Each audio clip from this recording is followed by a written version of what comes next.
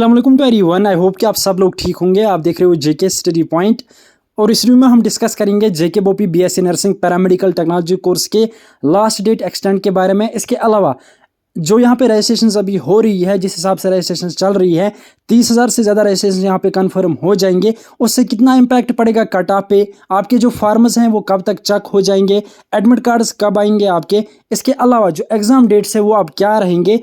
तो ये वीडियो आपके लिए बहुत ही ज़्यादा इंपॉर्टेंट रहने वाला है। अगर आपने एप्लीकेशन फॉर्म फिलअप किया हुआ है या आप करने वाले हैं तो वीडियो ज़रूर एंड तक देखना। सबसे पहले आप सब लोगों से रिक्वेस्ट रहेगी कि जेके बोपी के हर एक अपडेट के लिए चैनल को ज़रूर सब्सक्राइब करना। इसके अलावा हमारे साथ व्हाट्सएप ग्रुप पे ज्वाइन जरूर करना। लिंक आपको डिस्क्रिप्शन में मिल जाएगी, कमेंट बॉक्स में मिल जाएगी, नंबर एक स्क्रीन पे शो होगा, इस पर आप व्हाट्सएप करके ज्वाइन कर सकते हो।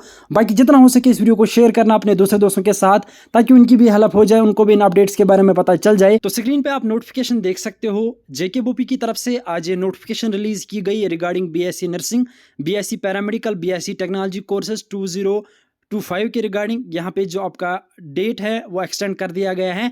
अब आप एप्लीकेशन फॉर्म 7 तारीख तक फिलअप कर सकते हो। लेकिन मैं आपको बता देता हूँ ये कोई बड़ी अपडेट नहीं है, क्योंकि हर एक फॉर्म में जेके बोपी के थ्रू डेट्स एक्सटेंड किए जाते हैं। अगर हम 12th बेस्ड पैरामेडिकल की बात करेंगे, 10th बेस्ड पैरामेडिकल की बात करेंगे, तो उनमें भी डेट्स एक्सटेंड हो गए थे। ऑब्वियसली बीएससी नर्सिंग में तो इतने सारे एप्लीकेशन फॉर्म्स आते हैं, तो ऑब्वियसली इसका भी होना ही था। लेकिन अब इंपॉर्टेंट अपडेट आपके लिए ये है कि 7 तारीख तक आप एप्लीकेशन फॉर्म फिलअप कर सकते हो। यहाँ पे ऑलरेडी लगभग 27,000 रजिस्ट्रेशन तो आज कंप्लीट हो जाएंगे। उसके बाद अभी आपके पास और 4-5 दिन रह जाएंगे, तो ऑब्वियसली 30,000 प्लस रजिस्ट्रेशन हो जाएंगी। ये फर्स्ट टाइम रहेगा, तो ऑब्वियसली कट ऑफ पे बहुत ज़्यादा इंपैक्ट पड़ेगा इसकी वजह से। इसके अलावा मैं आपको बता देता हूँ, अगर 7 तारीख तक एप्लीकेशन फॉर्म्स फिल होते हैं, फिर यहाँ पे 30,000 फार्मर्स फिल होते हैं, उन 30,000 फार्मर्स के लिए एडमिट कार्ड्स बनाना, इसके अलावा फिर एडमिट कार्ड्स को रिलीज करना, फिर सेंटर्स देखना, इसके लिए टाइम लग जाएगा। तो यहाँ पे पॉसिबल ही नहीं है कि आपका 27 अप्रैल को एग्जाम हो जाएगा। अब कंफर्म हो गया है कि नीट के बाद ही आपका एग्जाम हो जाएगा। मैं आपको पहले ही क्लियर कर देता हूं कि 90% चांसेस हैं आपका जो अब एग्जाम है वो मई में हो जाएगा। लगभग 10 मई या 20 मई को आप रख सकते हो, आपका एग्जाम इसी के इर्द गिर्द हो जाएगा। 27 अप्रैल को पॉसिबल ही नहीं है, क्योंकि एडमिट कार्ड्स बनाने हैं। इसके अलावा एग्जाम सेंटर्स और यहाँ पे ऑलरेडी बहुत सारे एप्लीकेशन फॉर्म्स आ चुके हैं। अब यहाँ पे मैं आपको कुछ चीज़ें क्लियर कर देता हूँ। बहुत सारे कैंडिडेट्स मुझे पूछ रहे थे कि हमारा एप्लीकेशन फॉर्म चेक क्यों नहीं होता है, कब हो जाएगा, तो वो क्लियर कर देता हूँ आपको मैं वो डाउट। आपके जो एप्लीकेशन फॉर्म्स हैं वो पहले ऑनलाइन चेक होते हैं, उसके बाद ऑफलाइन चेक होते हैं, जिसके लिए आप फिजिकल वेरिफिकेशन करने के लिए जाते हो। पहले तो आपको 2 बार चेक होता था, लेकिन अब क्या होता है कि अगर आपकी ऑनलाइन काउंसलिंग कर दी गई तो उसके बाद आप जब एडमिशन करने जाओगे तो वहाँ पे आपके डॉक्यूमेंट्स चेक होते हैं।